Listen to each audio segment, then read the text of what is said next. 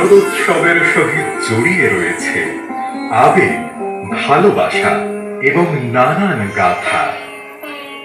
শ্রীরামচন্দ্রের এই শরৎকালীন অকাল বোধন আজ শারদীয়া দুর্গা পূজার এক অভিন্ন অংশরূপে প্রসিদ্ধ।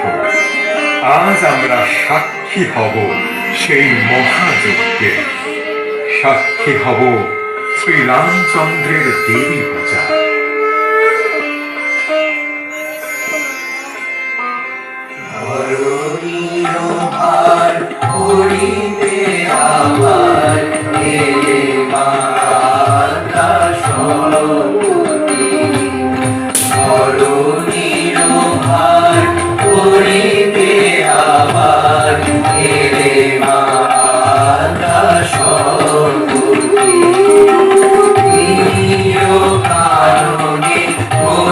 ভরা